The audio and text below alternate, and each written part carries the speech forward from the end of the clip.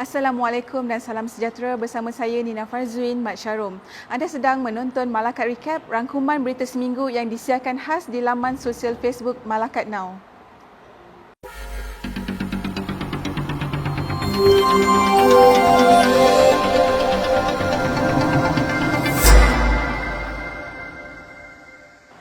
Kita mulakan dengan berita semasa. Perintah Kawalan Pergerakan PKP 2.0 SIFA yang berakhir semalam akan disambung semula sehingga 18 Februari ini, kecuali di Sarawak. Menteri Kanan Keselamatan Datuk Seri Ismail Sabri Yaakob berkata, lanjutan itu berikutan pertambahan kes COVID-19 di seluruh negara. Sehubungan itu, pihaknya mengetatkan lagi prosedur operasi standard SOP bagi mengekang penularan tersebut. Di atas penilaian risiko dan nasihat KKM, sidang khas hari ini bersetuju untuk melanjutkan PKP 2.0 di seluruh negara bermula daripada 5 hingga 18 Februari 2021 kecuali di negeri Sarawak yang kekal di bawah PKPB, kecuali kawasan-kawasan di Sarawak yang telah diisytiharkan sebagai PKPD. Sekarang kita beralih kepada berita berkaitan Malakat Mall. 3 wayar sebuah kedai menjual pelbagai jenama barangan elektrik dan elektronik akan dibuka di Malakat Mall pada bulan ini. Perkara itu diumumkan oleh pengasas Malakat Mall, Muhammad Fazil Hashim, dalam satu hantaran menerusi laman Facebook miliknya Sabtu lalu. Sebelum ini, pelbagai pihak teruja apabila Facebook Malakat Mall memuat naik status bakal memiliki kedai peralatan elektrik yang berkonsepkan rangkaian popular seperti Argos di United Kingdom. Meskipun belum beroperasi lagi, kedai elektrik 3 wayar itu menawarkan pembelian komputer riba dengan bayaran ansuran serendah RM130 sebulan. Menurutnya, bagi mendapatkan keistimewaan dan kemudahan, mereka yang berminat perlu menjadi ahli Koperasi Pembangunan Pengguna Islam Malaysia (KOPPIM) terlebih dahulu. Tawaran tersebut hanya dibuka kepada ahli KOPPIM. RM100 je. Demi ekonomi Islam. Demi anak cucu kita. Demi kekuatan ummah. Demi makanan halal. Mengubah hidup kita. Jom jadi ahli KOPPIM sekarang.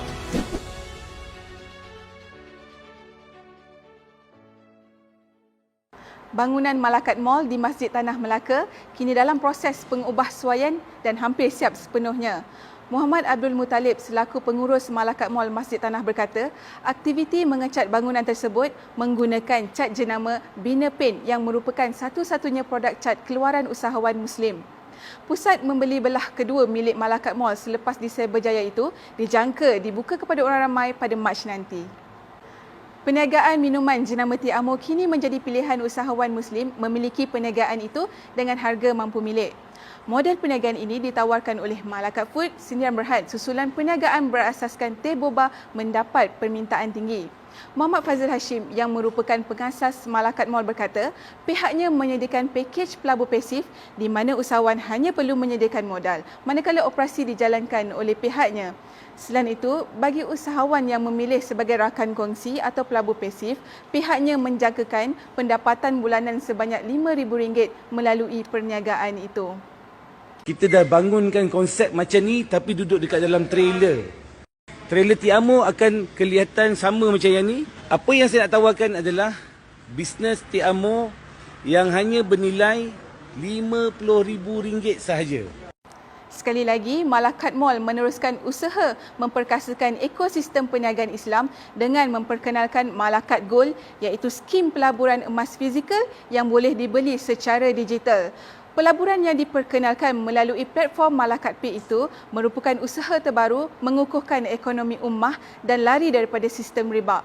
Dalam pada itu, pelaburan emas melalui Malakat Gold diibaratkan seperti memiliki emas dalam bentuk fizikal.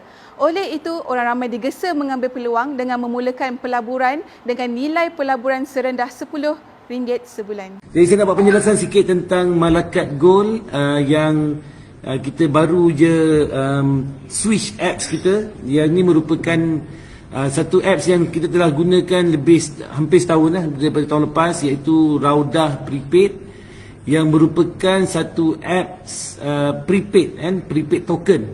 Saya sebut banyak kali ni supaya orang faham.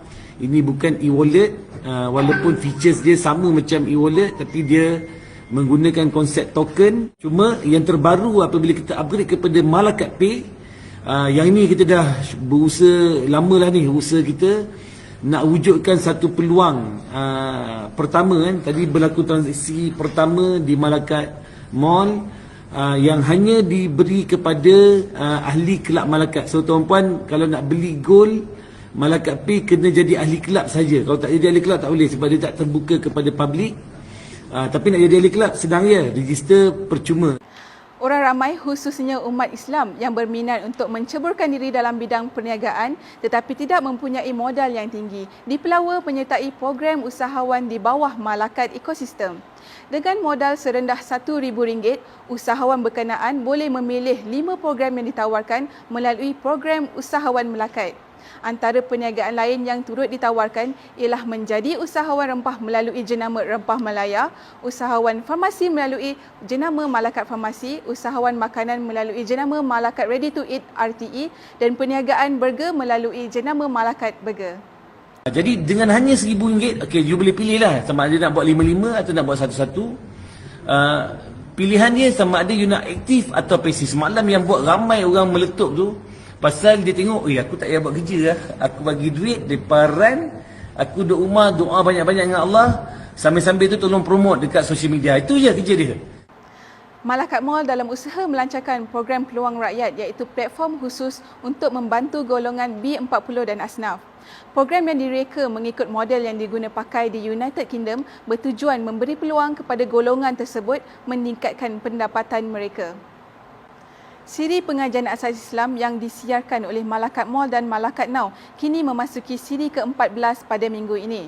Program pengajian agama yang dikeudarakan pada Isnin hingga Jumaat disampaikan oleh Maulana Dr. Taha Omar yang mengetengahkan topik muamalat dan memfokuskan kepada isu riba.